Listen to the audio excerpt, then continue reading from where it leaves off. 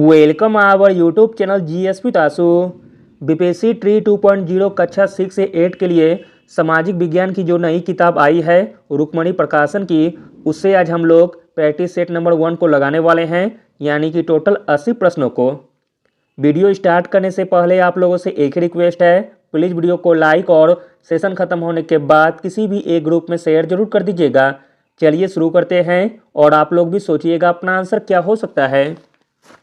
पहला प्रश्न है, किसके परिणाम स्वरूप 5वीं शताब्दी ईस्वी सन में गुप्त साम्राज्य का पतन हुआ था? आंसर हो जाएगा ऑप्शन नंबर सी, हुन आक्रमण से। हुन आक्रमण के परिणाम स्वरूप 5वीं शताब्दी ईस्वी सन में गुप्त साम्राज्य का पतन हुआ था।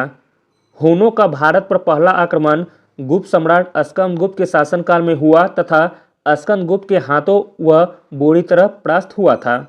अगला प्रश्न है, वास्को डी गामा ने भारत की खोज कब की थी? वास्को डी गामा ने भारत की खोज की थी 1498 में। Option number C. Vasco da Gama ने 1498 में भारत की खोज की थी। वास्को डी गामा एक पुर्तगाली यात्री था। 1498 में वास्को डी गामा भारत में सर्वप्रथम कालीकट बंदरगाह पहुंचा, जहां के शासक ने वास्को डी गामा का स्वागत किया था। अगला प्रश्न देखते हैं, प्रश्न इंपॉर्टेंट है। गौतम बुद्ध ने धर्म चक्र परिवर्तन कहां से आरंभ किया? गौतम बुद्ध ने धर्म चक्र परिवर्तन आरंभ किया था सारनाथ से, जो कि ऑप्शन में नहीं दिया गया है। इस प्रकार ऑप्शन नंबर ई सही हो जाएगा, उपयुक्त में से कोई नहीं। गौतम बुद्ध ने धर्म चक्र परिवर्तन सारनाथ से आरंभ किया। गौतम बुद्ध द्वारा दिए गए प्रथम उपदेश को धर्म चक्र परिवर्तन कहा जाता है। गौतम बुद्ध बौद्ध धर्म का संस्थापक था। अगला प्रश्न देखते हैं, किसने कहा था राज व्यक्ति का पूर्वगामी है? राज व्यक्ति का पूर्वगामी है, यह कहा गया था अरस्तु के द्वारा। Option number A. राज व्यक्ति का पूर्वगामी है, यह अरस्तु ने कहा था। अरस्तु यूनान के प्रसिद्ध दार्शनिक थे। वे प्लेटो के शिष्य और सिकंदर के गुरु थे। अगला प्रश्न देखते हैं, प्रश्न इंपॉर्टेंट है। प्रशासन के क्षेत्र में चोल राजवंश का मुख्य योगदान है। प्रशासन के क्षेत्र में चोल राजवंश का मुख्य योगदान है एक संगठित स्थानीय स्वशासन में। Option number B. चोल साम्राज्य की स्थापना विजयालय ने की थी। चोलों की राजधानी तंजौर थी। अगला प्रश्न है, मुगल शासन में मनसबदारी प्रणाली का प्रवर्तन किसके द्वारा किया गया था? मुगल शासन में मनसबदारी प्रणाली का प्रवर्तन किया गया था अकबर के द्वारा। Option number B. अकबर ने मनसबदारी प्रणाली 1574 ईस्वी में लागू किया था। अकबर ने तीर्थ यात्रा कर समाप्त कर दिया था 1563 में। अकबर ने दीन इलाही 1582 में शुरू किया था। अगला प्रश्न देखते हैं, निम्न में से किस अंग्रेज व्यक्ति ने पहली बार श्रीमद् भगवद गीता का अनुवाद अंग्रेजी में किया था? प्रश्न इंपॉर्टेंट है। तो दोस्तों वह व्यक्ति थे Charles Wilkins. Option number B. Charles Wilkins ने पहली बार श्रीमद् भगवद गीता का अनुवाद अंग्रेजी में किया था। सर विलियम जोन्स ने कालिदास की प्रसिद्ध रचना अभिज्ञान शकुंतलम का पहली बार अंग्रेजी में अनुवाद किया था। अगला प्रश्न है, किस शासक को विक्रमादित्य की उपाधि दी गई थी? प्रश्न इंपॉर्टेंट है।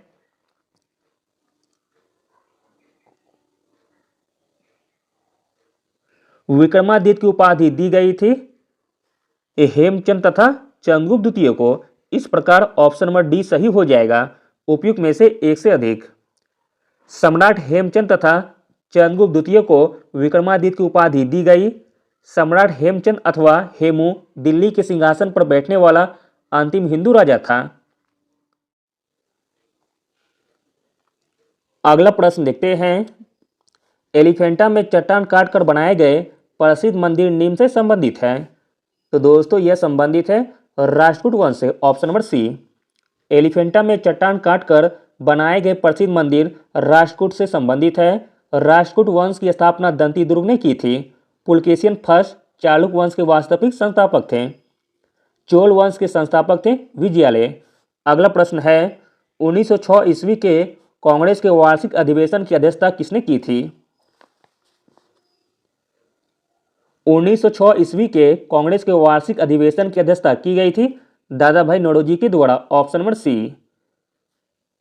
अगला प्रश्न है, निम्नलिखित में से कौन खुदाई खिदमतगारों के अहिंसक आंदोलन के संस्थापक थे? खुदाई खिदमतगारों के अहिंसक आंदोलन के संस्थापक थे खान अब्दुल गफ्फार खान। ऑप्शन नंबर सी।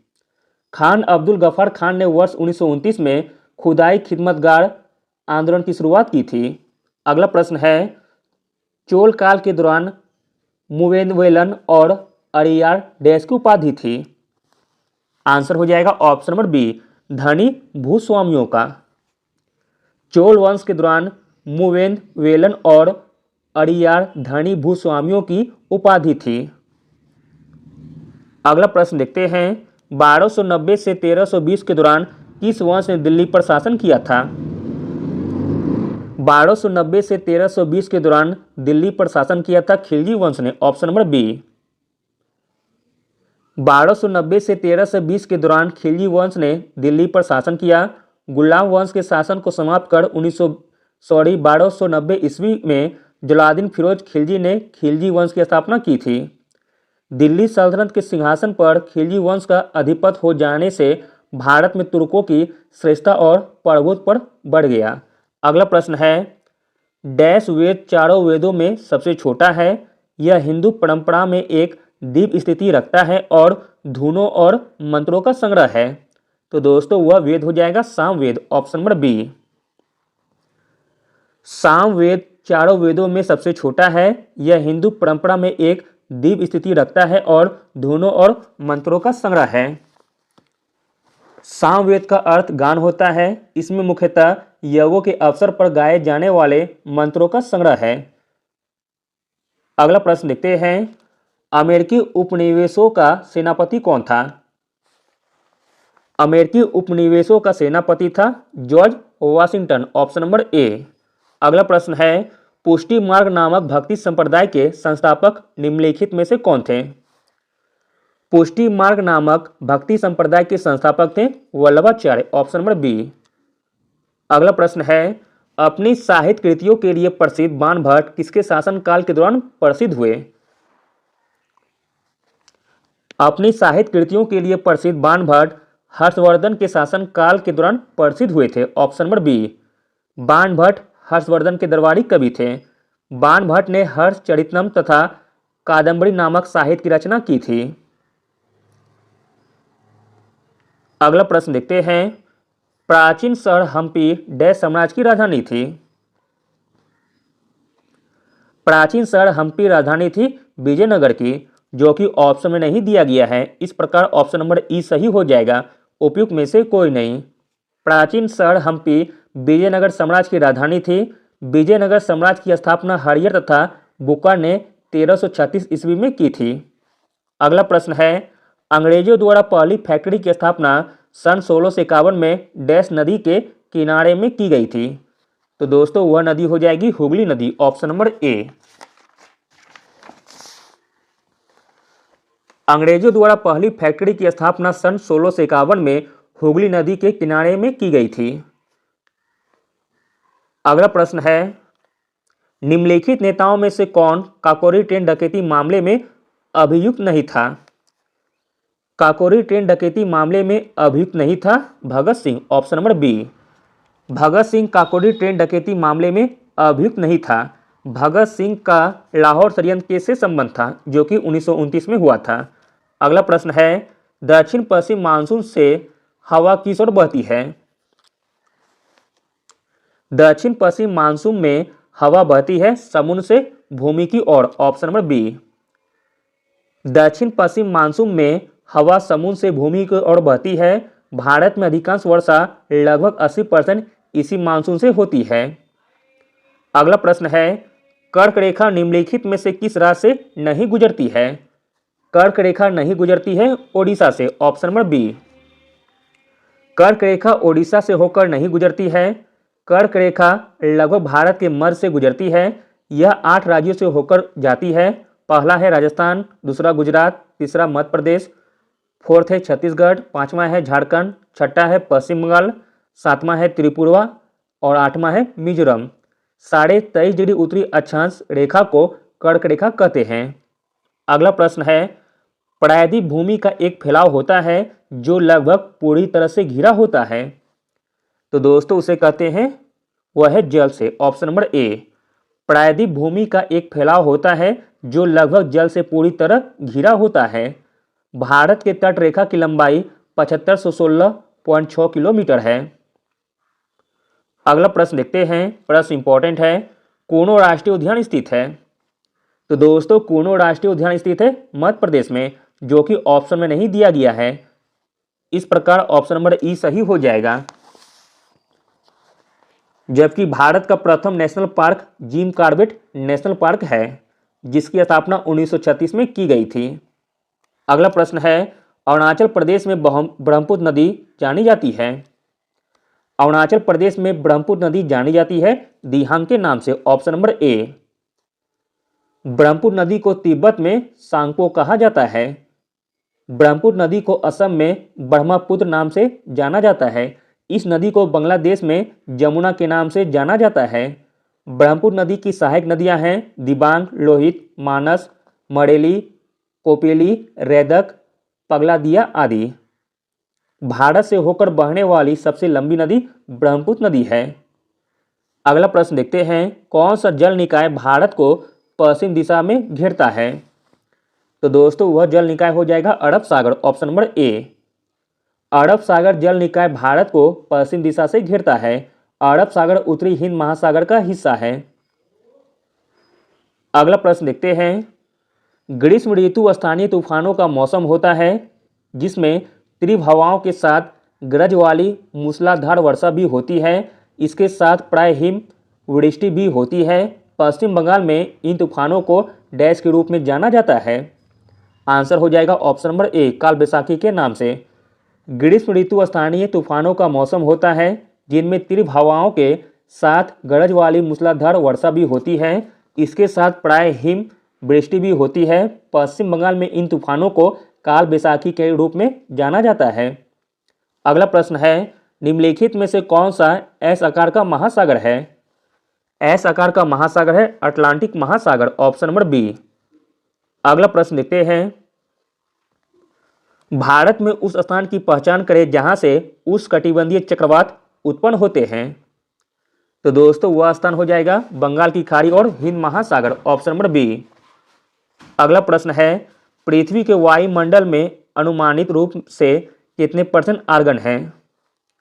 पृथ्वी के वायुमंडल में अनुमानित रूप से आर्गन है 1%। Option number A. पृथ्वी के वायुमंडल में अनुमानित रूप से 1% आर्गन है। वायुमंडल में उपस्थित अकड़ियों गैसों की श्रेणी में आर्गन सर्वाधिक मात्रा में पाई जाती है। यह एक भारी प्रवृत्ति का गैस है जिस कारण यह वायुमंडल की निचली परत में पाई जाती है। इसका उपयोग मुख्यतः विद्युत बल्ब के निर्माण में किया जाता है। अगला प्रश्न देखते हैं, सौर मंडल का सबसे वातमय ग्रह निम्नलिखित में से कौन सा है। सौर मंडल का सबसे वातमय ग्रह हो जाएगा नेपच्यून। Option number A. सौर मंडल का सबसे वातमय ग्रह नेपच्यून है। यह हरे नीले रंग का प्रतीत होता है तथा सर्वाधिक ठंडा ग्रह है। इसके 14 ज्ञात उपग्रह हैं। ट्रिटोन इसका प्रमुख उपग्रह है। इसकी खोज 1846 ईस्वी में जर्मन खगोलविद जहान गेले ने की थी। अगला प्रश्न है, भारत के उत्तरी मैदान पूरी तरह से किस मिट्टी से निर्मित है। आंसर है ऑप्शन नंबर बी, जलोढ़ मिट्टी से। अगला प्रश्न है, निम्नलिखित में से कौन सी गंगा नदी की सहायक नदी है। इसमें आपका गंगा नदी की सहायक नदी हो जाएगी रामगंगा तथा काली नदी। इस प्रकार ऑप्शन नंबर डी सही हो जाएगा, उपयुक्त में से एक से अधिक। जबकि पेनगंगा गोदावरी नदी की सहायक नदी है। अगला प्रश्न देखते हैं, निम्नलिखित में से कौन सा महासागर दुनिया में तीसरा सबसे बड़ा महासागर है। दुनिया में तीसरा सबसे बड़ा महासागर हो जाएगा हिंद महासागर। Option number B. अगला प्रश्न है, भारत के उत्तरी मैदान पूरी तरह से किस मिट्टी से निर्मित है। आंसर है ऑप्शन नंबर बी, जलोढ़ मिट्टी से। अगला प्रश्न देखते हैं, निम्नलिखित में से कौन सा पहाड़ियां मेघालय में स्थित नहीं है।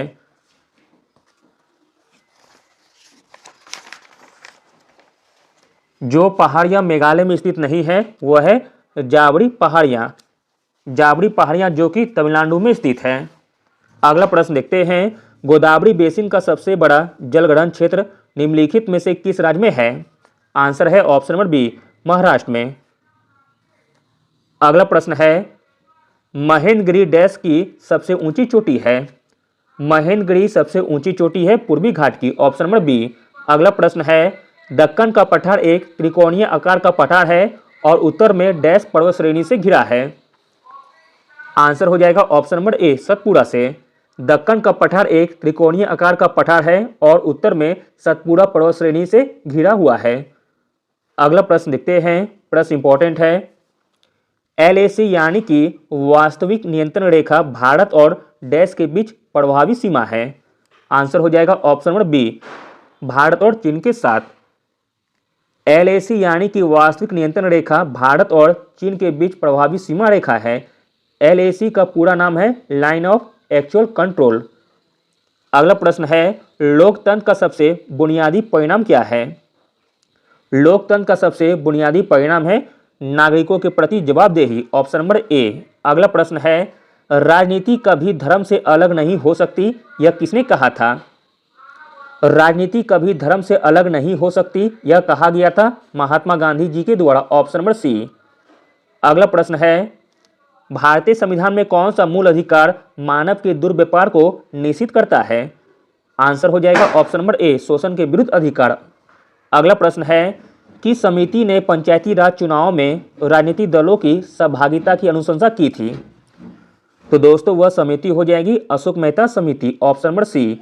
अशोक मेहता समिति ने पंचायती राज चुनाव में राजनीतिक दलों की सहभागिता की अनुशंसा की थी। अशोक मेहता समिति का गठन 1977 ईस्वी में जनता दल सरकार के द्वारा की गई थी। अगला प्रश्न देखते हैं, किसने राज को पृथ्वी पर ईश्वर का अवतार कहा है? राज को पृथ्वी पर ईश्वर का अवतार कहा गया है हीगल के द्वारा, ऑप्शन नंबर ए। हीगल ने राज को पृथ्वी पर ईश्वर का अवतार कहा है। अरस्तु ने कहा कि राज व्यक्ति से पहले है। आस्टीन ने कहा कि कानून सार्वभौम सत्ता का आदेश है। अगला प्रश्न है, निम्नलिखित में से कौन सी संस्था पंचवर्षीय योजनाओं के क्रियान्वयन के लिए जिम्मेदार था? तो दोस्तों वह संस्था हो जाएगी योजना आयोग, ऑप्शन नंबर ए, जिसकी स्थापना 15 मार्च 1950 में की गई थी। अगला प्रश्न है, आपातकाल के दौरान मूल अधिकारों के परिवर्तन को निलंबित किया जा सकता है? आपातकाल के दौरान मूल अधिकारों के परिवर्तन को निलंबित किया जा सकता है राष्ट्रपति के द्वारा, ऑप्शन नंबर बी। अगला प्रश्न है, उपराष्ट्रपति का कार्यकाल होता है? उपराष्ट्रपति का कार्यकाल होता है 5 वर्षों का, जो कि ऑप्शन में नहीं दिया गया है। इस प्रकार ऑप्शन नंबर ई सही हो जाएगा, उपयुक्त में से कोई नहीं। उपराष्ट्रपति का कार्यकाल 5 वर्षों का होता है। उपराष्ट्रपति को 5 वर्ष से पूर्व भी राज्यसभा के द्वारा प्रभावी बहुमत से पारित प्रस्ताव को लोकसभा के अनुमोदन पर हटाया जा सकता है। उपराष्ट्रपति राज्यसभा का पदेन सभापति होता है। अगला प्रश्न है, लोकतंत्र में अंतिम सत्ता निहित होती है? लोकतंत्र में अंतिम सत्ता निहित होती है जनता के पास। अगला प्रश्न है, प्रथम पंचवर्षीय योजना का उद्देश्य डैश था? प्रथम पंचवर्षीय योजना का उद्देश्य था, तो दोस्तों इसका उद्देश्य हो जाएगा उपयुक्त में से एक से अधिक, यानी कि यह तीनों हो जाएगा। कृषि का विकास करना, शरणार्थियों का पुनर्वास करना, बांध और सिंचाई में निवेश करना। प्रथम पंचवर्षीय योजना जिसका कार्यकाल 1951 से 56 तक था, जो कि हेरल्ड डॉमर मॉडल पर आधारित था। अगला प्रश्न देखते हैं, भारत में कौन सा गैर पारंपरिक ऊर्जा स्रोत उपलब्ध है? भारत में जो गैर पारंपरिक ऊर्जा स्रोत उपलब्ध है वह है पवन ऊर्जा, सौर ऊर्जा तथा ज्वारीय ऊर्जा। इस प्रकार ऑप्शन नंबर डी सही हो जाएगा, उपयुक्त में से एक से अधिक। अगला प्रश्न है, राज्यों की परिषद को डैश के रूप में भी जाना जाता है? राज्यों की परिषद को जाना जाता है राज्यसभा के रूप में, ऑप्शन नंबर सी। राज्यों की परिषद को राज्यसभा के रूप में जाना जाता है। भारतीय संविधान का अनुच्छेद 80 राज्यसभा की संरचना का प्रावधान करता है। राज्यसभा के सदस्यों की अधिकतम संख्या 250 हो सकती है, परंतु वर्तमान में यह 245 है।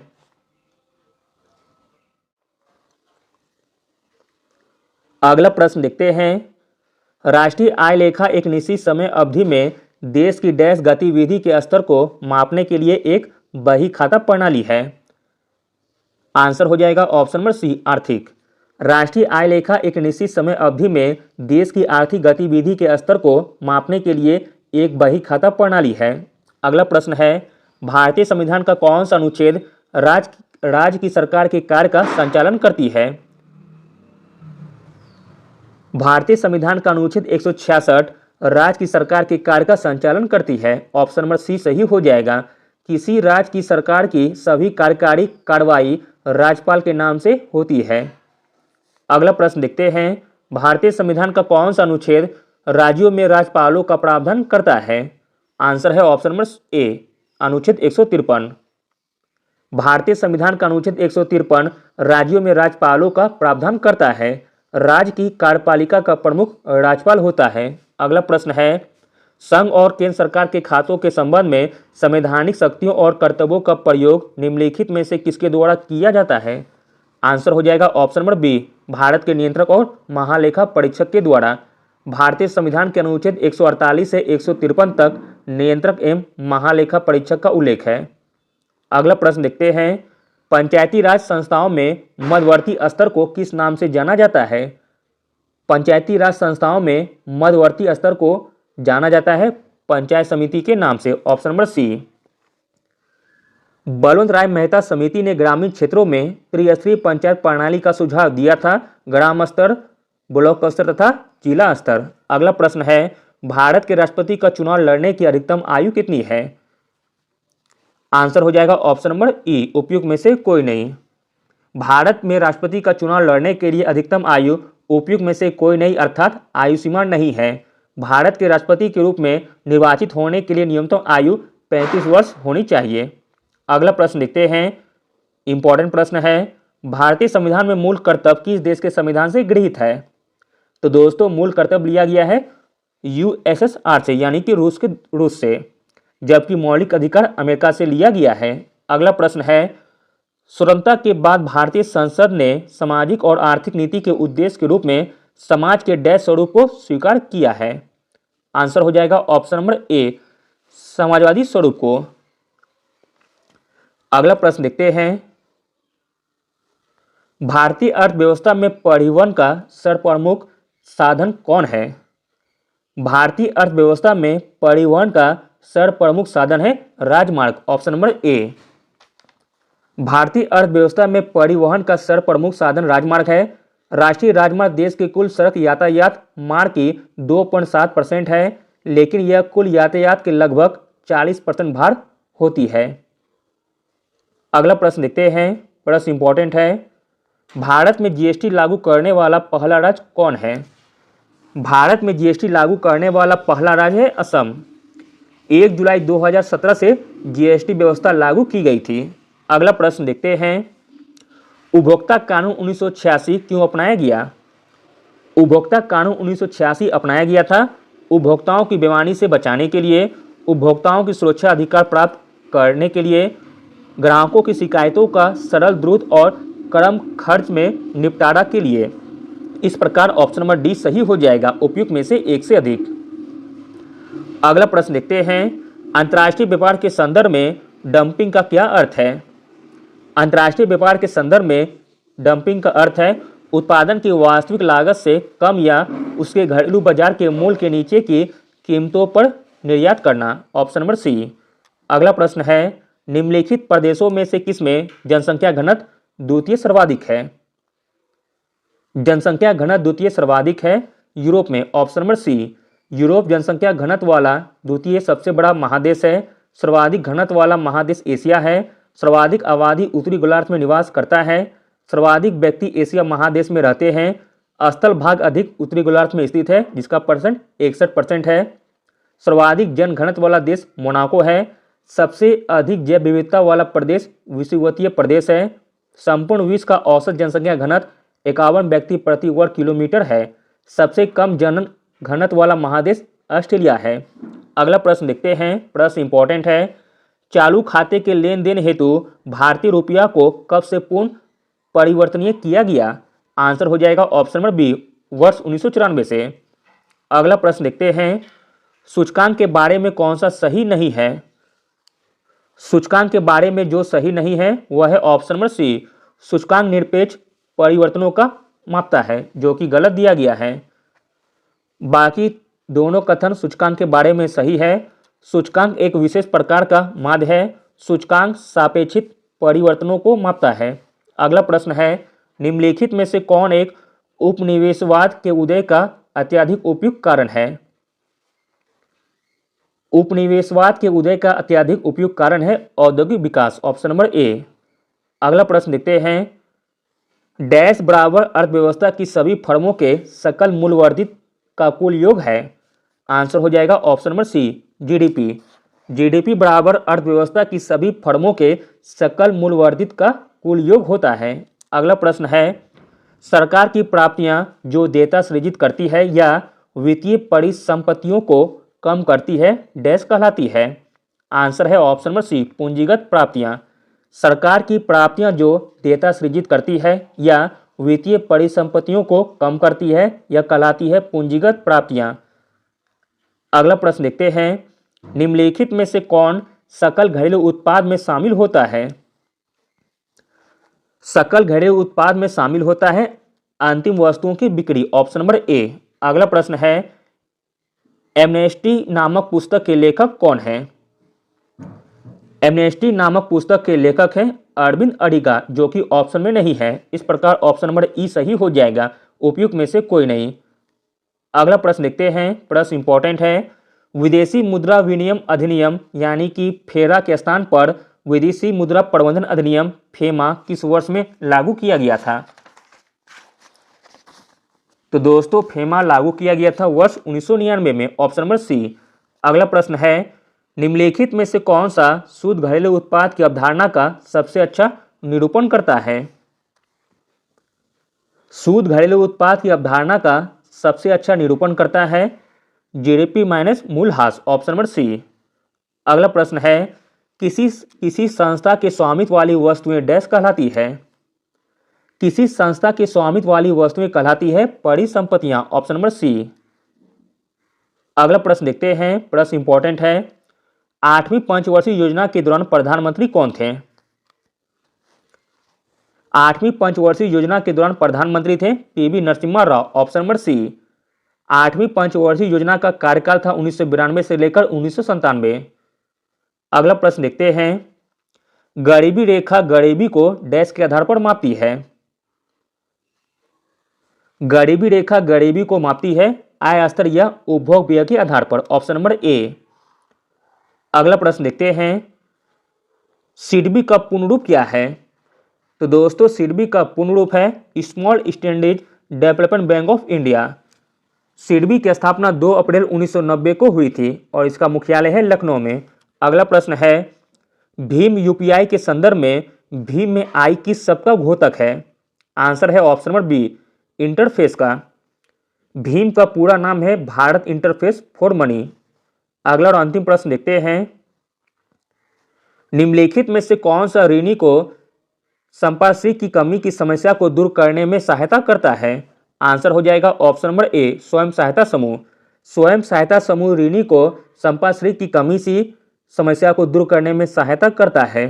स्वयं सहायता समूह ऋणी को संपार्श्विक की कमी की समस्या को दूर करने में सहायता करता है।